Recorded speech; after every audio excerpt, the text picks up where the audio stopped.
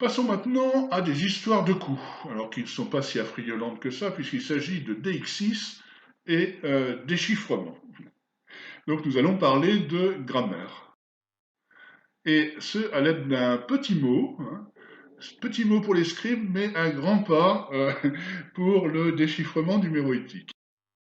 Donc, dans les textes de Caradoc, Griffith s'est aperçu que les textes commençaient souvent par ce terme co, qu'on doit lire coup d'ailleurs, et qui figurait ici en deux endroits, par exemple, ici en REM 0273.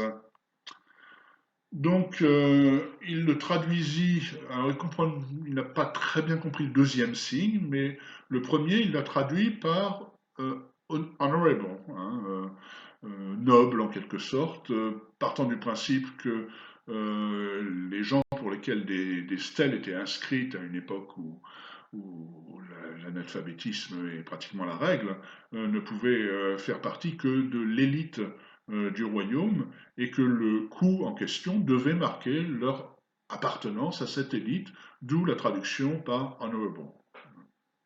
Alors le nom en question, nous traduisons Adélié, nous transcrivons Adélié maintenant. À cette époque, Griffiths n'avait pas encore compris la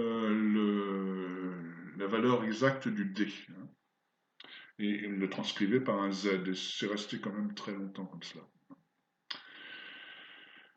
Donc en fait, euh, voilà comment nous pouvons reconstruire d'après Hinze l'ensemble, hein. Donc, co, celle-ci, hein, Adélié, donc son nom, hein, cou, celle-ci, le O lui-même, s'est contracté, hein, les deux O sont contractés en un seul, serait l'équivalent de la copule, est, hein, il est, ou elle est, et puis une particule emphatique, oui, dont toujours aujourd'hui on ne comprend pas exactement la valeur, elle est optionnelle hein, de toute façon. Donc la traduction par Ince, c'est celle-ci, c'est à délier, et il a parfaitement raison. Maintenant, passons à cette petite statue, hein, qui est en fait une statue d'exécration, hein. Elle est destinée à jeter un sort sur un des ennemis de l'Empire méroïtique, c'est-à-dire les tribus Nuba, qui finiront d'ailleurs par l'envahir, ce royaume méroïtique à la fin, et qui sont situés dans le Kordofan. Donc on voit que le personnage est ligoté et qu'une inscription est gravée sur son ventre. Cette inscription est la suivante: Ku, Kur, Nubulau. Donc c'est du REM 1180. Et la traduction qui avait été donnée lors de la première publication dans une exposition appelée Africa in Antiquity, traduction donnée donc par notre collègue, très estimé collègue Stéphane Vénick, c'est Ko, le roi Nuba. Donc effectivement, il était très difficile ici d'imaginer que Ko puisse signifier honorable, étant donné la situation de détresse dans laquelle se trouve ce roi ennemi ligoté, hein. Donc la traduction de Ku, le roi d'Uba, en revanche, c'est quand même un pis-aller qui laisse à désirer. Donc voici ma traduction. Celui-ci est le roi des Nuba, et en fait c'est le coup qui se trouve en tête, et comme Insel l'avait montré, un démonstratif. Alors, maintenant passons à une autre inscription, toujours. Non, on n'est pas de Caradoc, celle-là, j'avoue que je me souviens plus très bien, Médic peut-être. Donc, l'inscription commence par Kadi, Ku, Mitachalabe, Kui. Donc Kadi signifie, prononcer Kadi exactement avec un D derrière, donc signifie une femme, hein.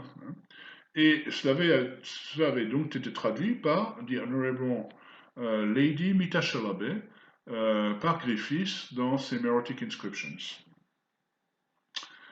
Alors évidemment, le terme de co est pris toujours comme un adjectif signifiant honorable. Et le fait que ce soit un adjectif, en fait, n'est pas faux. C'est simplement sa nature d'adjectival enfin, de quel adjectif il s'agit, et puis également son sens qui était faux. Alors, pour inse, eh bien, en fait, le co est uniquement un pronom démonstratif. Donc, démonstratif, il a raison, pronom, non. C'est une femme, c'est Mita Chalabé, c'est un peu étrange, mais enfin, cela, c'est tout à fait possible. Le méroïtique, très souvent, préfère séparer en plusieurs propositions des choses que nous aurons utilisées dans une seule proposition, en fait. Alors, en fait, sur quoi se base-t-il? Eh bien, sur le fait que ko, dans l'inscription que nous avons précédemment, signifie celle-ci. Donc, on s'attend à ce que ce soit le cas aussi après kadi, qui signifie la femme. C'est une femme. Kadiko, première proposition, et mitachelabe oui, c'est mitachelabe.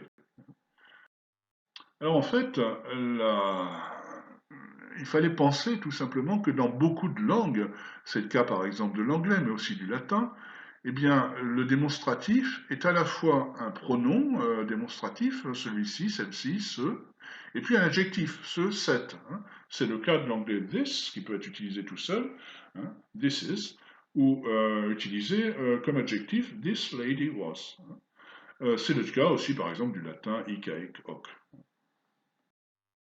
Donc un démonstratif appartient à une catégorie dite des déictiques, donc des mots, du grec décnumi, montrer, des mots qui réfèrent au contexte dans lequel est produit l'énoncé. Et donc ce contexte dans lequel est produit l'énoncé, eh bien on va l'appeler, sa référence donc dans l'énoncé, on va l'appeler la deixis, le fait de montrer quelque chose. Alors, lorsque nous sommes dans des inscriptions anciennes, eh bien, le contexte de production de l'énoncé est un contexte qui est archéologique, c'est-à-dire on parle de cette femme parce qu'elle est là, du moins que son corps est là, il s'agit de la défunte. C'est ce que nous avons vu ici dans les inscriptions de Karanok, et puis l'autre inscription donc de Médic. Alors, le contexte peut être aussi iconographique, c'est-à-dire que celle-ci, ça va renvoyer non pas à une personne présente, mais à son image. Alors ici, voici une stèle de Naga, et chacune des deux participantes, la déesse et la reine, comporte leur nom suivi de ce ku. Amani Shangeto ku, c'est Amani Shareto, et de l'autre côté, Ameshemi ku, c'est Amesemi. Encore un exemple de contexte donc iconographique avec cette représentation d'un lévrier chassant un lièvre et puis l'espoir que demander au Dieu que ce lévrier puisse rapporter à son propriétaire des sommes importantes, donc probablement par la revente du gibier. Donc, puisse ce chien, Walku, me rapporter 3 talents. Donc, le fait qu'on ait ce coup ici, utilisé comme adjectif, nous montre que le premier mot doit désigner donc le chien. C'est évidemment pas le lièvre qui va rapporter 3 talents, ce qui est une grosse somme, même s'il s'agit de talents de cuivre, mais bien le lévrier. Donc, ce lévrier, ce chien, est désigné par ce mot WLE prononcé wal. Et puis nous avons toute une série de petits panneaux qui ont été publiés en 2016 par mon collègue Jochen Raloff et qui viennent du temple de Kasribrim. Donc des animaux sont représentés qui sont des intermédiaires entre les hommes et les dieux, mais l'ensemble du texte n'est pas très bien compris. Mais le début, en revanche, est relativement clair.